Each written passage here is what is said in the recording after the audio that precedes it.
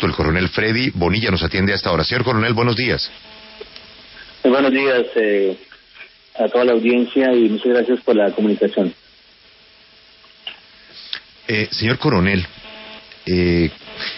por lo general estos accidentes requieren de mucho tiempo para ustedes contrastar pues distintas evidencias, pero parecería que a la luz de los hechos más básicos en el caso, hasta los que no sabemos de investigaciones de aeronáutica, pues podemos comenzar a coincidir con una hipótesis, ¿no? Con una hipótesis por lo que ha pasado. ¿Coincide usted en eso, coronel? Sí, mira, es importante resaltar que gracias al esfuerzo, como tú le decías, de los expertos, de toda la redacción y el trabajo tan rápido que se hizo, logramos recuperar lo que comúnmente se conoce como las cajas negras, o sea, los flight data recorder y los voice recorder, que son las grabadoras, donde vamos a poder establecer la comunicación interna entre la tripulación y todos los datos técnicos y operativos de la aeronave boliviana. Eso pues nos va a dar más evidencia, una herramienta fundamental. Claro, al día de ayer nosotros ya establecimos que la aeronave en el momento del impacto no tenía combustible.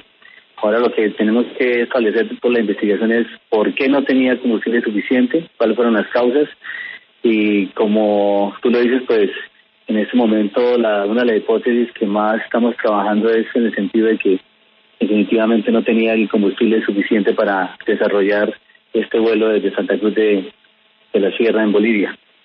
Coronel, obviamente esa va a ser la línea investigativa más clara en este momento, y lo que usted dice, establecer el por qué.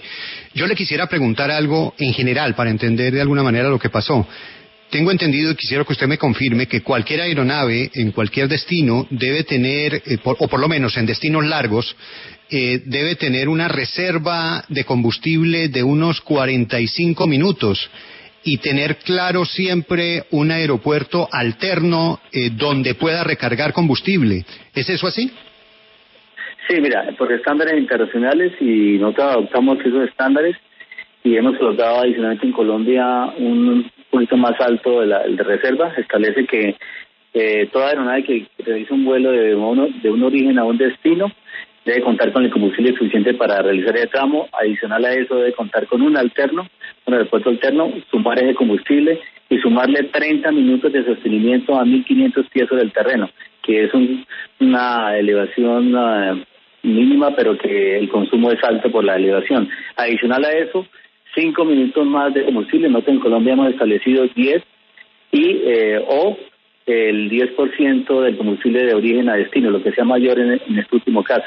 Esto pues asegura que cualquier contingencia que le pueda presentar a una aeronave que esté llegando a su destino por meteorología o cualquier otra circunstancia que le presente, le va a asegurar que pueda llegar hasta otro destino con tranquilidad y pueda aterrizar obviamente en forma segura.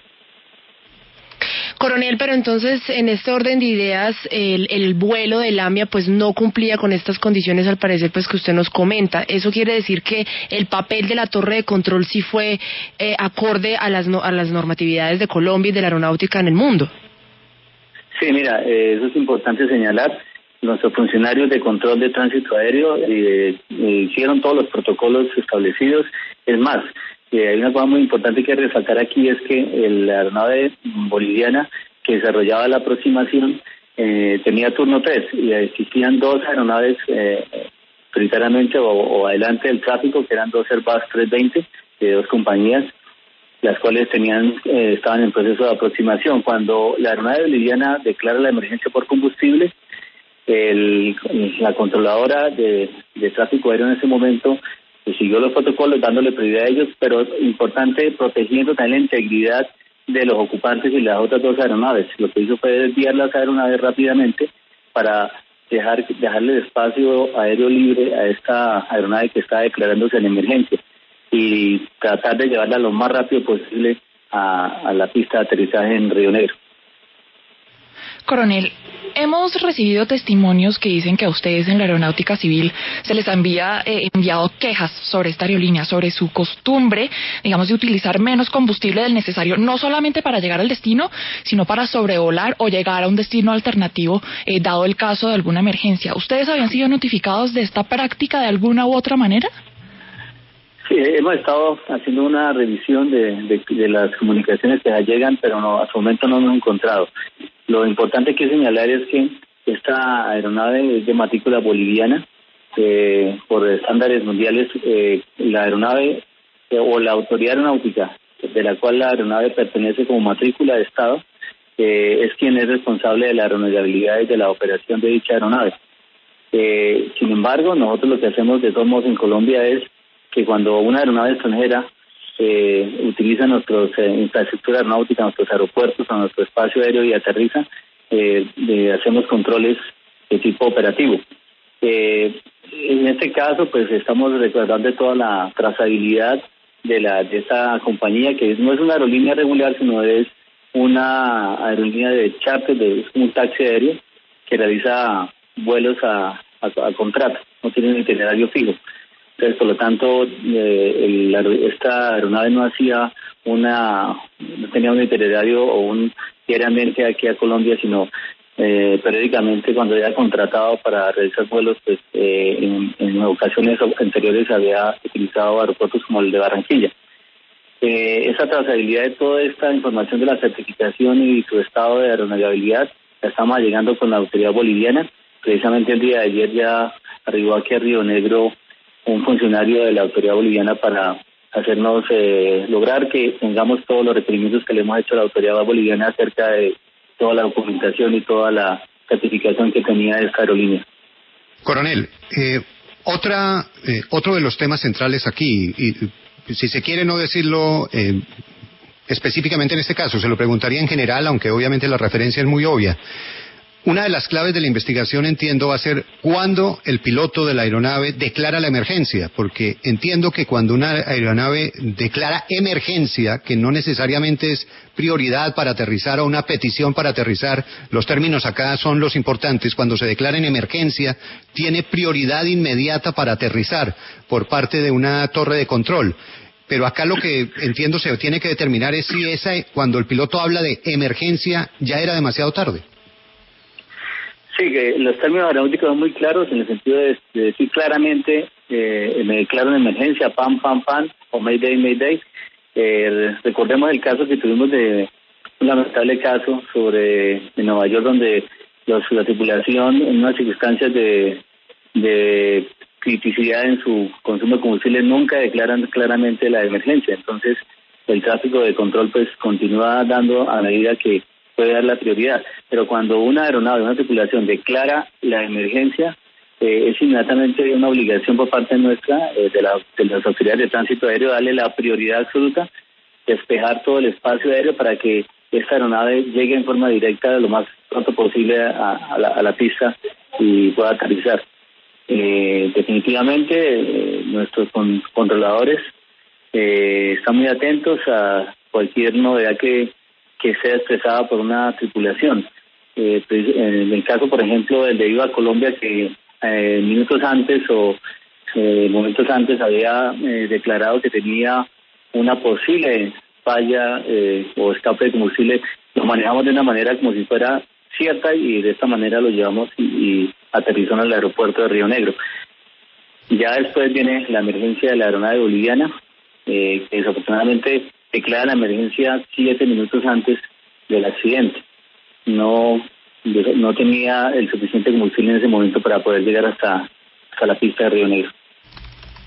Coronel, con respecto a esto último que usted ha dicho, pues también han surgido muchas especulaciones de si el piloto podría hacer algo en el momento que se dio cuenta de que no tenía combustible. Como usted es el experto en esto, quisiera preguntarle, ¿en emergencias un avión puede maniobrar sin combustible y lograr aterrizar, o el accidente ya finalmente se dio porque el vuelo tenía fallas técnicas?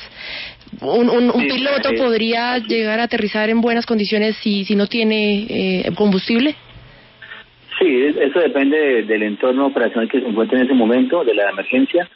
Sí, y básicamente hay un factor primario que es qué altura tiene sobre el terreno en el momento que tiene la emergencia por combustible, que se va a quedar sin la planta, o sea, sin la fuente de potencia que son los motores. Si tiene una suficiente altura, el avión pues planea a una velocidad, se ajusta a una velocidad de máximo alcance para poder llegar hasta la pista, y si está sobre el aeropuerto, pues ajusta una velocidad adecuada para poder aterrizar. Entonces es un ángulo de descenso versus la altura de que tengan ese momento disponible para poder alcanzar el aeropuerto.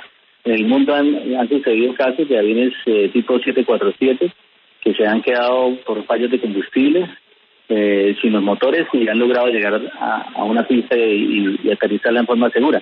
Pero ahí depende de circunstancias como son la altura del terreno, qué medios de emergencia tengan la posibilidad de tener instrumentos que se mantengan con las baterías de emergencia y le puedan dar la posibilidad de orientarse y mantener un vuelo, no importa que se encuentren instrumentos y no haya visibilidad. En este caso pues era nocturno, la visibilidad en ese momento pues teníamos niebla en esa área del sector de Río Negro, que es el sector de La Unión, que es montañoso, y la altura que tenía la aeronave cuando se emergencia empieza a hacer un descenso con un descenso de un régimen de descenso hasta de 3.000 pies, llegando a una altura por debajo de la autorizada en el BOR, llegó casi con 9.000 pies. Entonces, en ese momento ya las circunstancias eran totalmente adversas para la tripulación. Perdóneme la insistencia, pero es que a mí hay algo que no me queda muy claro. Usted dice que las autoridades bolivianas son responsables de asegurarse que el avión siga las reglas en cuanto a la cantidad de combustible que lleve. ¿Ellos tienen un sistema para asegurarse de que los aviones, antes de salir, sigan estas reglas? O sea, antes de que el avión salió, ¿las autoridades bolivianas han debido cerciorarse que este avión tenía la suficiente gasolina? Sí, más que las autoridades es la empresa. La empresa hace un despacho, o sea, una planificación de todo el vuelo. Ese despacho se lo entrega al piloto. El piloto es el último filtro, por decirlo así, una última barrera, que él acepta o rechaza ese despacho, esa planeación de ese vuelo, tal como le están entregando los recursos del combustible y lo demás.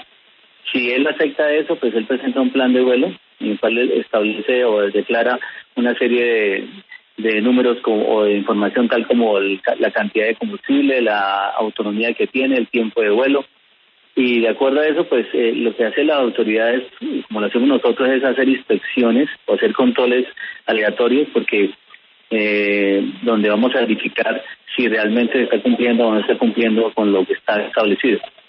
Coronel, algo que acaba usted de decir que quisiera que usted nos ratificara. Usted dice que el pedido, la petición, el Mayday o emergencia de la aeronave se da 7 minutos antes de aterrizar. Y usted nos dice que ese ya no le daba el tiempo. O sea, desde el momento en que él hace la petición y se trata de llegar, ¿ya no le daba?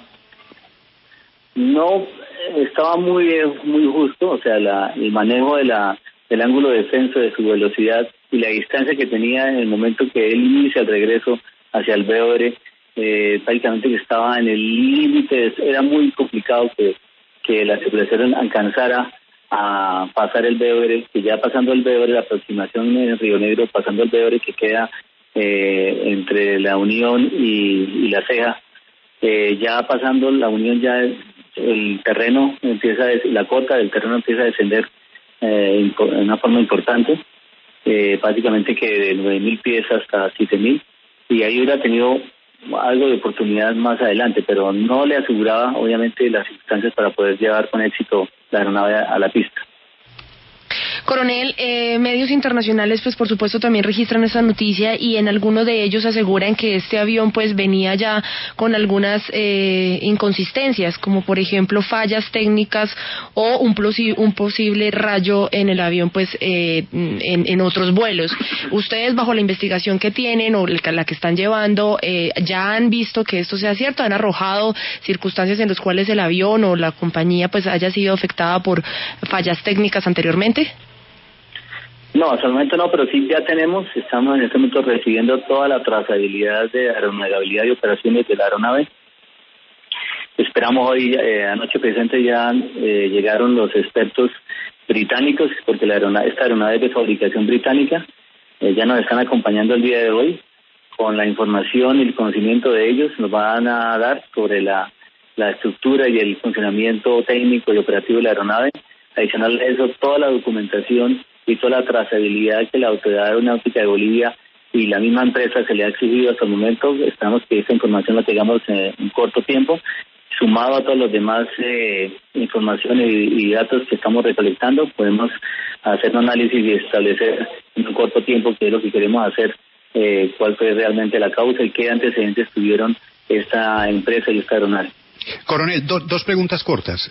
La primera, se dice que la autonomía de vuelo de este tipo de aeronaves no le daba para este recorrido, o por lo menos que también estaba demasiado ajustado. Y la segunda, en esa comunicación que hemos escuchado, cuando él se le nota la angustia y sus últimas palabras son vectores, señorita, vectores. ¿Qué es vectores para los que no conocemos los términos aeronáuticos? Sí, el control de tráfico aéreo utiliza esta modalidad de aproximación o de control a través de vectores. Significa que cuando el control de tráfico tiene la condición de que tiene en su pantalla radar tiene una información de rumbo, altura y velocidad a través del transponder que tiene la aeronave y el radar. Nosotros en Colombia afortunadamente tenemos un cubrimiento bastante importante en todo el país de control de tráfico, y entonces con esas condiciones que el controlador tenga en su pantalla el aeronave dándole esta información, él le puede dar direccionamiento en el espacio para llevarlo hasta un punto. Esto se hace a requerimiento del control de tráfico aéreo o por requerimiento de la tripulación en circunstancias específicas. Aquí lo que quería la tripulación era que el control de tráfico en ese momento le diera una dirección y lo llevara rápidamente a la aproximación. Desafortunadamente un punto de la aproximación donde la señal de control radar se pierde y obviamente el control de tráfico en ese momento no le podía dar un vector establecido. Sin embargo, se le siguió dando orientación hasta último momento, porque perdimos el modo secundario. El modo secundario significa que tiene rumbo, altura y distancia, y que nos quedamos con el modo primario, que solamente podemos observar la posición, porque la aeronave ya descendió por debajo de las alturas mínimas establecidas. Es por eso cuando están en esa parte final tan angustiosa de la comunicación que la torre de control dice que no lo tengo en el radar, ¿es que ya estaba tan abajo que el radar ya no lo registraba? Sí, correcto.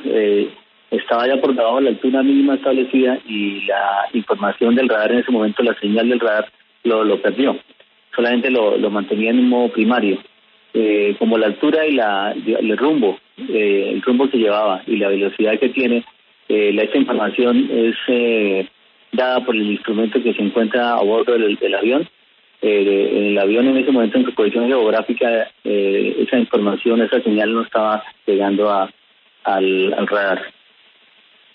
Que le hacía ahora, el de la autonomía de vuelo, es que me hablan de que había una diferencia de kilómetros pequeña, pero otra vez volvemos a unos términos de ajuste que no se corresponderían con un vuelo, y que este tipo de nave, también nos lo decía un piloto el día de ayer, está hecha más para vuelos cortos o intermedios, no para un trayecto de esta característica.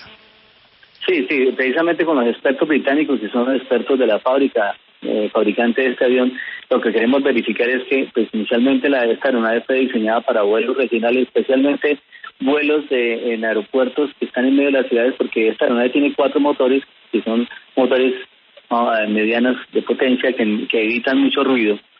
Entonces, lo que queremos verificar es que a través, después de que ese avión sale de fábrica, no haya sufrido alguna modificación. Hay modificaciones que son emitidas o aprobadas por el fabricante. Entonces, que de pronto esta modificación o esta aprobación haya extendido más la autonomía de este avión. Y eso es lo que queremos verificar para poder nosotros establecer claramente que definitivamente la aeronave como tal sí tenía la capacidad técnica operativa para hacer este vuelo o no la tenía. Impresionante, coronel, muchas gracias, y ojalá que muy pronto se tenga la palabra final sobre qué fue lo que pasó. Sí, en este momento pues tenemos todos los recursos, todos los esfuerzos, todos los investigadores. Tenemos 24 personas en este momento dedicadas, todo el día estamos dedicados para tener una pronta